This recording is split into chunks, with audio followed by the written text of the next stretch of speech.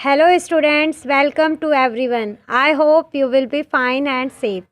Today we will discuss class 11 chapter 7 birth by A.G. Cronin. तो A.G. जो Cronin है हमारा इस चैप्टर के राइटर, तो ये जो चैप्टर है हमारा birth extract, this is an extract from A.J. Cronin's book.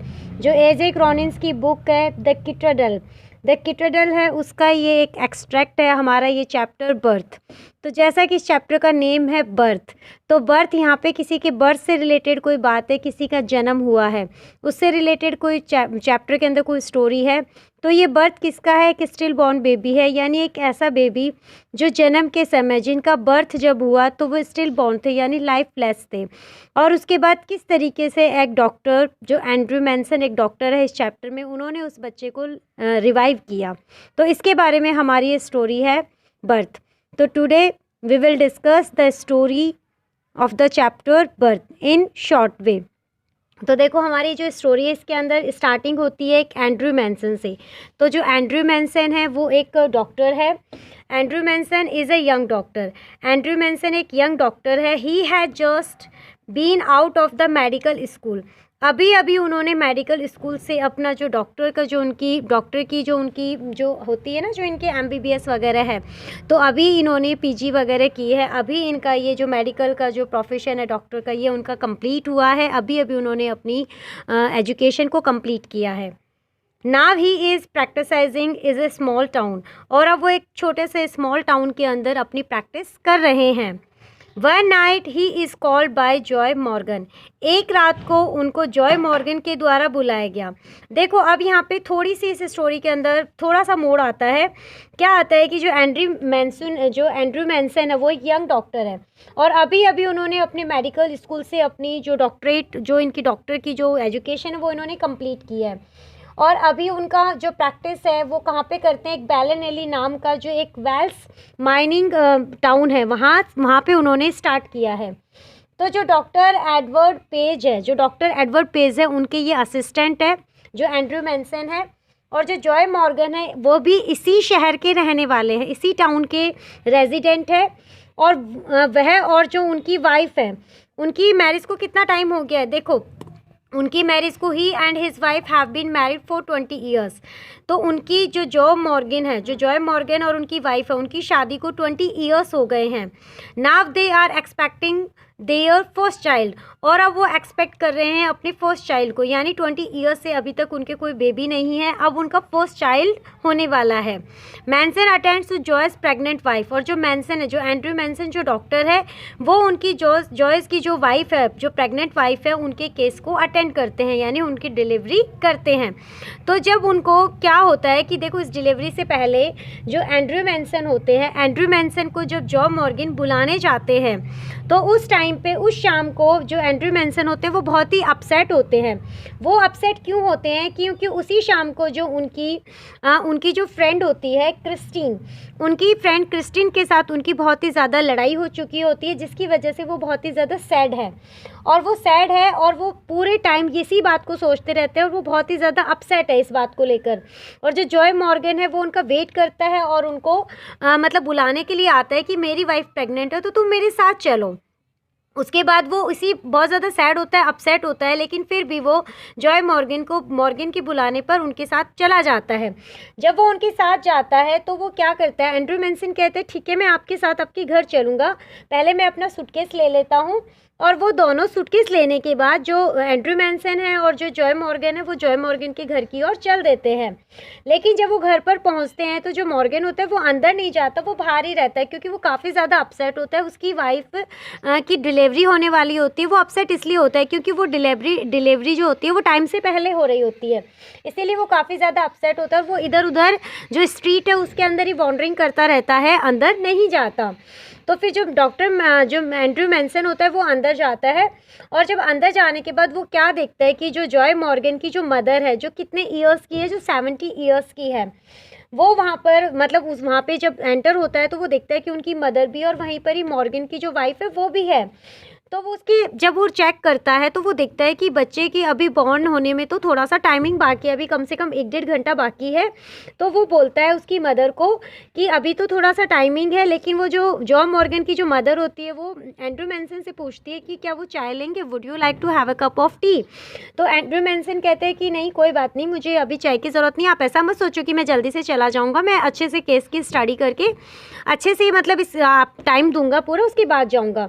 जब वो देखता है कि अभी डिलीवरी में तो थोड़ा सा टाइमिंग बाकी है तो वो चला जाता है नीचे, जॉय मॉर्गन के पास आ जाता है और कहता है मैं वहीं पर ही चाय ले लूँगा। वहाँ आ जाता है, फिर आफ्टर 1 आवर वो जब वापस ऊपर जाता है, वो सोचता है अब तो टाइमिंग हो गया डिलीवरी का, तो वो जाता है तो वो वहाँ पे केस की स्टडी करता है और फिर उसके बाद वो देखता है केस की स्टडी करता है, लेकिन अभी भी उसको लगता है कि थोड़ा टाइमिंग और बाकी है। तो वहाँ पे फिर जब वो नीचे आता है तो फिर से उसको अपनी वही चीज़ें याद आने लग जाती है, जो उसकी सैडनेस, जो उसकी फ्रेंड के साथ जो उसकी अपसेट जो उसका मूड था, उन्हीं सब चीज़ों को याद करता है। तो वो अपनी जो उसकी गर्लफ्रेंड होती है क्रिस्टीन, उसके साथ जो उसकी जो इवनिंग होती है जो बहुत ही सैड होती है, उस इवनिंग को याद करता है वो।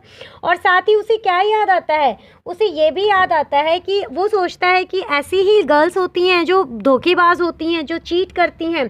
तो वो इन सब चीज़ों को सोचता है, वो इन सब चीज़ों को सोचता है। तो उसको अपनी एक फ्रेंड की भी याद आती है, यानी उसका एक फ्रेंड था ब्रैमवेल, वो भी एक लड़की से फैल इन लव विद हर, वो भी एक लड़की से लव करता है और उसके साथ भी क्या होता है कि वो लड़की उसको चीट कर देती है, उसे अकेला छोड़ जाती है। तो इस तरीके से वो उन चीज़ों को याद करता है और इन सब चीज़ों को याद करके वो बहुत ही ज़्यादा अपसेट हो जाता है कि ऐसी ही होती हैं लड़कियाँ, ये जो अरेंज्ड मैरिज होती हैं, लव मैरिज होती हैं, ये बहुत ही फ्लैटर्ड होती है और एक दूसरे को धोखा देते हैं। तो इस तरीके से वो इन सब चीज़ों के बारे में सोचता रहता है, वो इन सब चीज़ों में अपने ही विचारों में खोया हुआ होता है। तभी जो उसकी जॉय मॉर्गन की जो मदर होती हैं वो नीचे आती हैं उनके पास और वो उनको बताती है कि बेबी के बॉर्न का जो टाइम है वो नियर आ गया है। उनके पास एक नर्स भी होती है, तो वो कहती है कि अब तुम आ जाओ। तो वो उसके बाद वहाँ पे ऊपर जाता है और ऊपर जाने के बाद वो केस को देखता है, तो वो उसकी मदर उसको पहले अवेयर कर देती है कोई भी बेहोशी वगैरह जैसे एनेस्थेटिक वगैरह के इंजेक्शंस मत देना, वो बच्चे के लिए अच्छा नहीं है। वो सोचती है कि कहीं बच्चे को इससे नुकसान न पहुँचे। तो डॉक्टर कहते हैं ठीक है आप टेंशन मत लो, मैं ऐसा कुछ नहीं करूँगा, मैं अपने हिसाब से मतलब सारा काम कर दूँगा। तो कम से कम लगभग 3:30 का टाइमिंग होता है और वो 1 घंटे की लेबर के बाद, after a labour of 1 hour, 1 घंटे की मेहनत के बाद Joyce wife deliver a child, जो कि जो वाइफ है एक चाइल्ड को डिलीवर करती है, एक चाइल्ड को बॉर्न करती है। But Manson is shock to find, लेकिन जो एंड्रू मेंसन होता है वो बहुत ही शॉक हो जाता है, बहुत ही स्टार्टल्ड हो जाता है जब वो ये देखता है that it is a still born child, कि ये बच्चा स्टिल बॉर्न है, यानी बच्चा निर्जीव पैदा हुआ है, इस बच्चा लाइफलेस है, इसमें जीवन ही नहीं है।